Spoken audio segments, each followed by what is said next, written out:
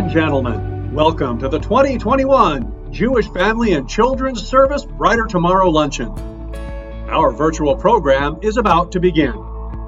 Please welcome the co-chairs of the JFCS Brighter Tomorrow Luncheon, Lynn and Larry Kahn. Thank you. Larry and I are delighted to be here this afternoon with you.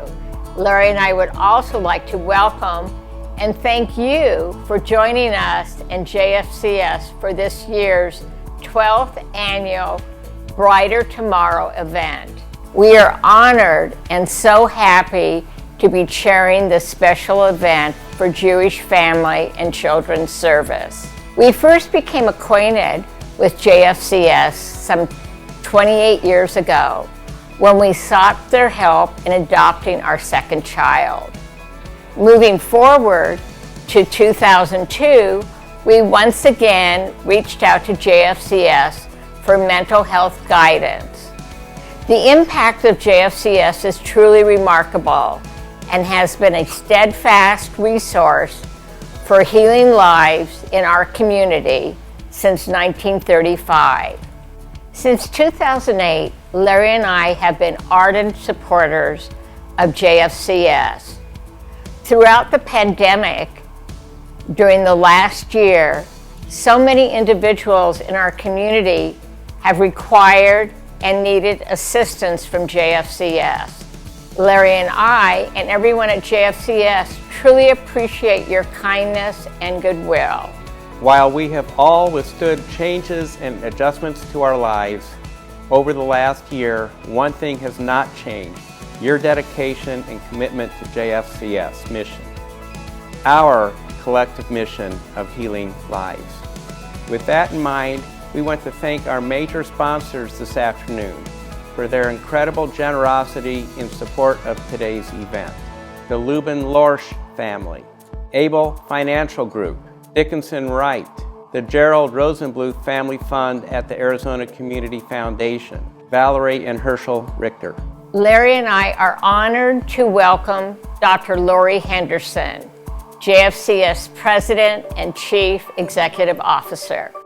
Good afternoon and welcome. We have a program today for you that's a little bit different than what we're used to in the past. We're so glad that you could join us. And 2020 has been quite a year. The best news that I have, though, is even though we had all the challenges that come with a pandemic and all the regular challenges, JFCS was able to serve, again, over 40,000 individuals, children, and families. Our integrated clinic in the East Valley opened in March, and we're scheduled for our West Valley integrated clinic to open this spring. COVID-19 forced a lot of change for all of us. We saw an almost immediate impact in basic needs such as food, transportation, housing, and financial assistance. So much so that our Helping Hands program, which is our emergency assistance program, served over double the number of individuals and families that we did last year. Fortunately, we had been in the process already of utilizing video technology to help us serve our clients. So we quickly ramped up that and added a lot of infrastructure to it, and we were able to go from having 300 visits per month to over 3,000 visits per month. That significantly eliminated a barrier that's probably the biggest barrier that our clients have, which is transportation, getting to and from appointments, especially if you have to sit at a bus stop when it's 100 degrees. So it was helpful for everybody. It made us a little more efficient. It made it a little easier for clients to be able to come and be at their appointments. We quickly implemented CDC best practices and their recommendations, and we update that information as new information comes out. All of our clinics were certified by a third party to ensure that our staff and our clients are as safe as possible from the virus. As you know, each and every child and individual that we serve is significantly impacted by their challenges. And it's your help and assistance and support through the year that makes us be able to change their lives for the future. I want to thank our staff for all of their dedicated hard work throughout the year. With all the challenges that they had, they stuck to it, and we were able to continue to serve everybody that we needed. I want to thank our board of directors for their oversight to make sure that we have the best programs that we could possibly have. and make sure that we're as efficient as possible.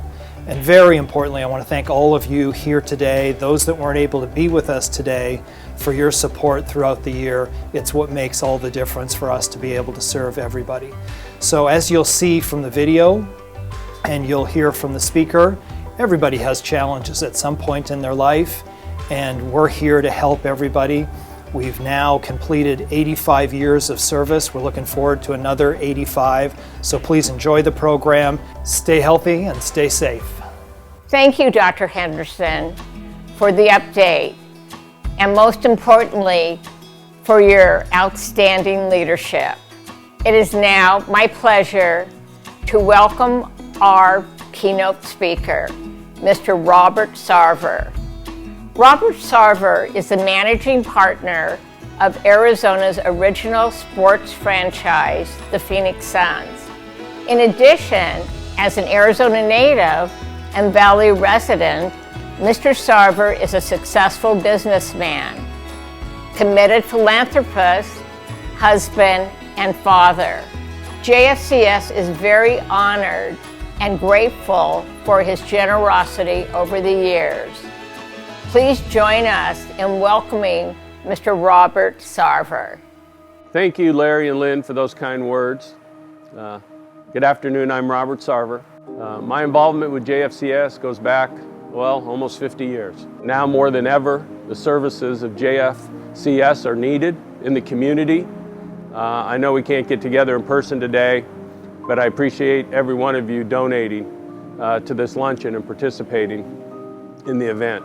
I want to thank, first and foremost, the people that work for JFCS and the job and the commitment they have to helping people.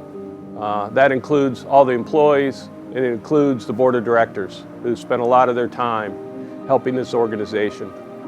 One of the things that's attracted the Suns and myself to JFCS is its 85-year history of serving the Valley. At some point in time, everybody, every family, every person is going to have some mental health issue that's going to affect them either directly or indirectly. And JFCS is there to help all types of people, regardless of their economics, regardless of their race, regardless of their religion. They've been there to support the community. From a personal standpoint, I want to thank the organization, and I want to thank the organization on behalf of my family, and not just my family here, but my parents, who really adopted JFCS in Tucson. Before it was the CS, it was just Jewish Family Services, almost 50 years ago. My family moved to Tucson in 1961, and that was the year I was born. But prior to that, my parents grew up in Flint, Michigan, and had a tragic event happen to them. What would have been my older brother, their first child, passed away at 3 years old. My mom was in the kitchen cooking, and my older brother, Gary, unfortunately choked on some bread and passed away. That sent my dad into a severe bout of depression. My mom said that he kind of wouldn't come out and talk to anybody for almost about a month. And needless to say, the stress on the marriage was unbelievable. And I think it was the counseling that my parents got that really helped save their marriage and save their family.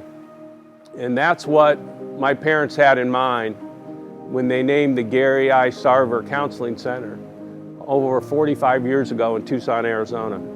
I remember standing there at the kind of the opening ceremony for the building, the facility, and watching my parents and the importance that donation and that commitment they had to helping other people who could not afford to get those services meant to them. Unfortunately, my dad passed away a couple years after that, but for the next 30 years, that was my mom's favorite charity. And she volunteered there, she went there, my sister did, and that was kind of our adopted charity because of the impact it had on our family. I was fortunate growing up that my parents taught me the importance of giving back to community. And so anytime I participate in helping an organization that helps other people, I really feel good about it. One of the things we do at the Phoenix Suns, when we look to make donations to organizations, we actually call them investments.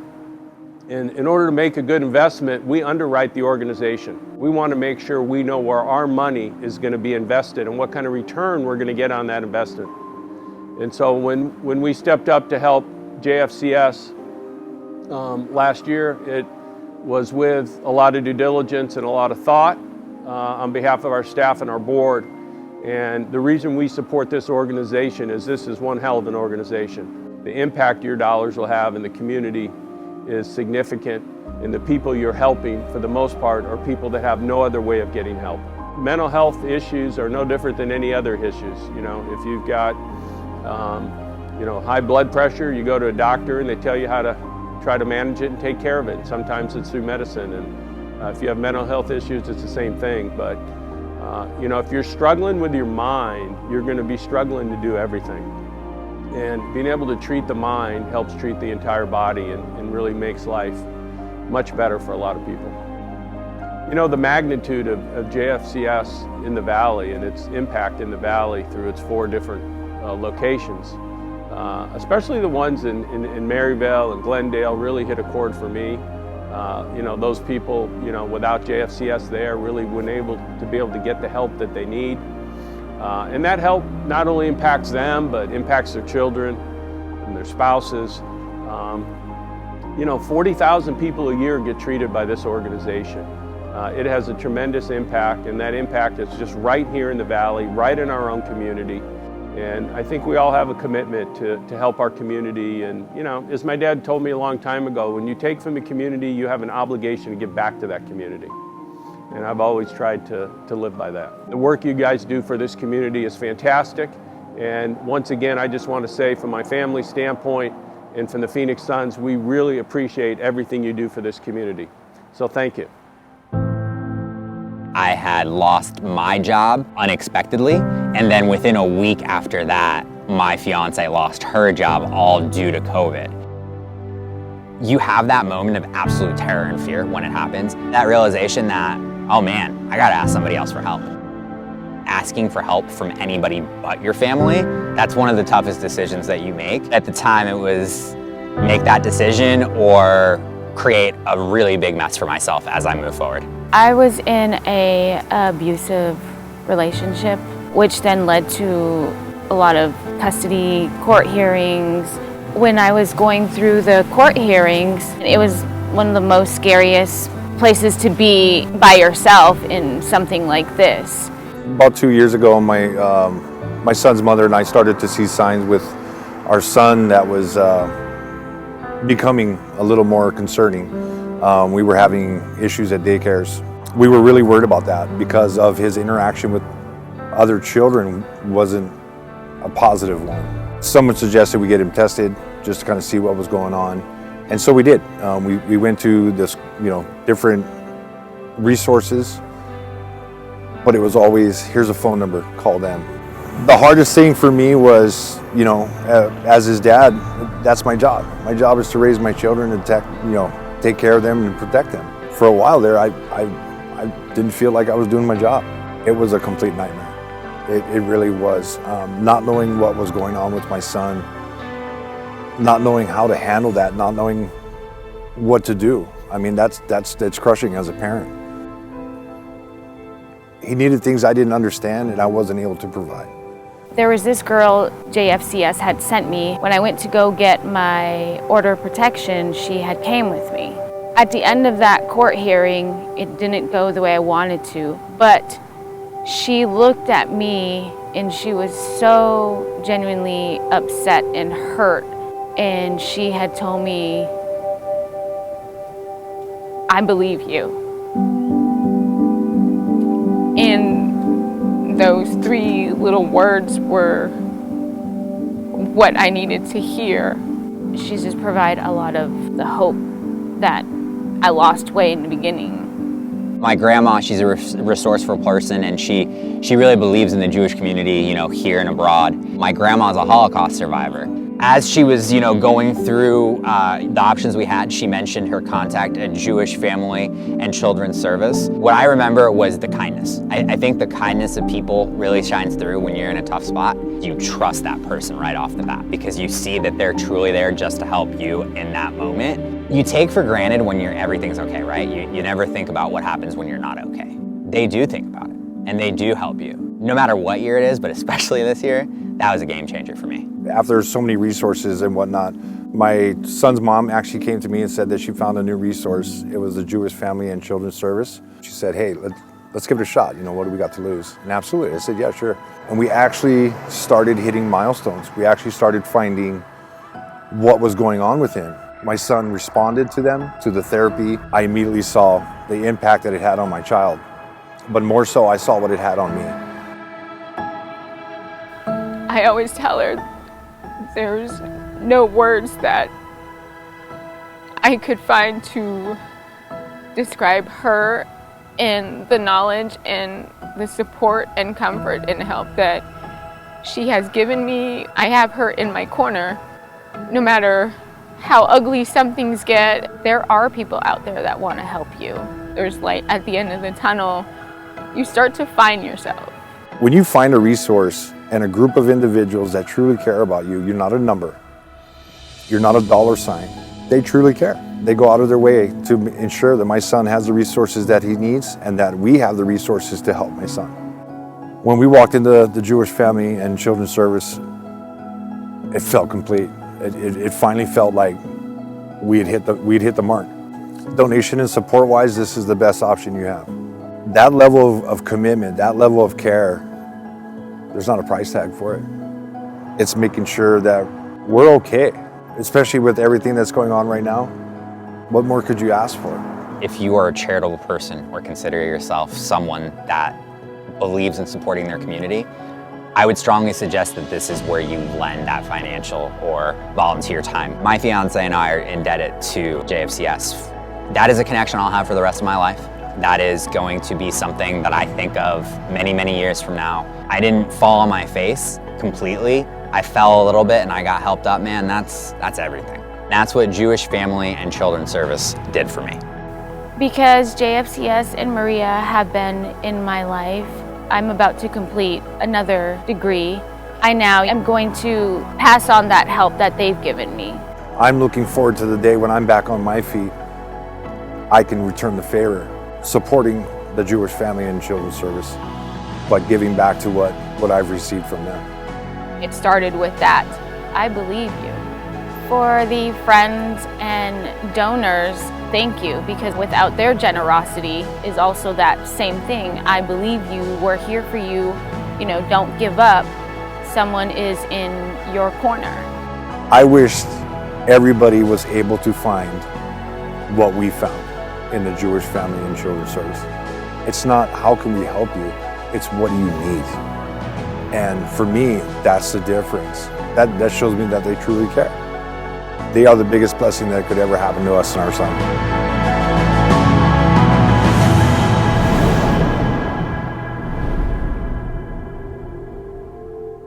Thank you, Andrea, Ken, and Anthony, for bravely sharing your stories with us.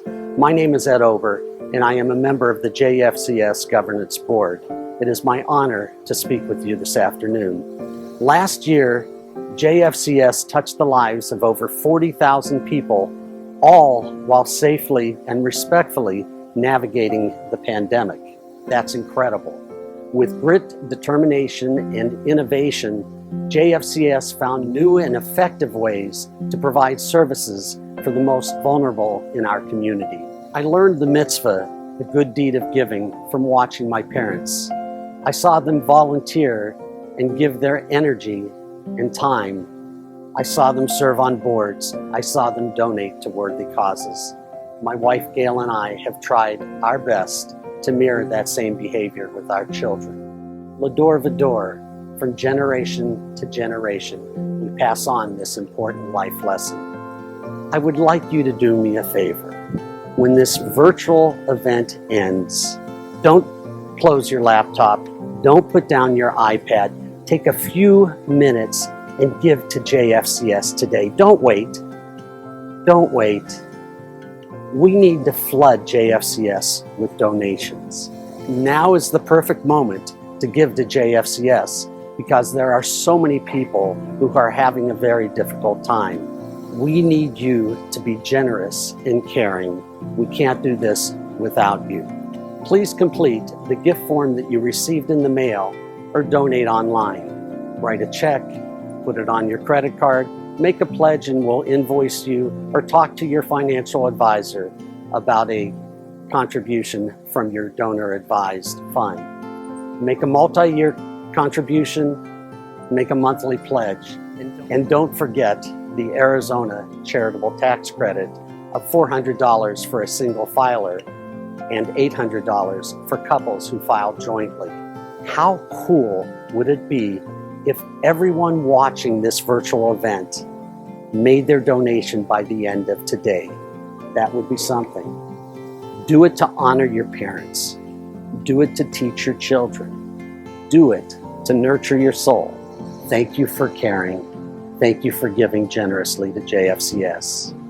And please, be safe and well. Hello, this is Dr. Paul Stander. I am the board chair of Jewish Family and Children's Service, and this is my beautiful wife, Susan. I really would like to again thank Robert Sarver for his impactful and inspiring words.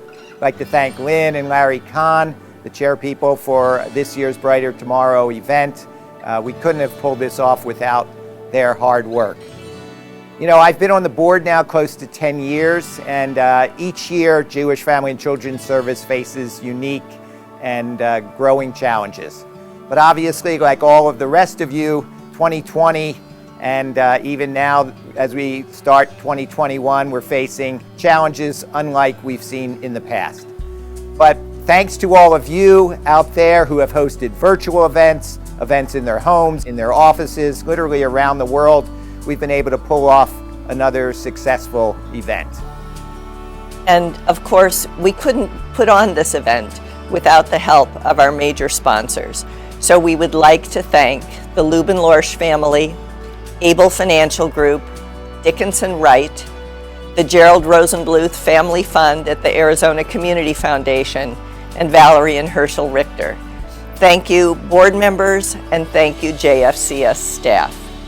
As many of you know, there's a tradition at the end of each year's Passover Seder where we say, may next year we be in Jerusalem.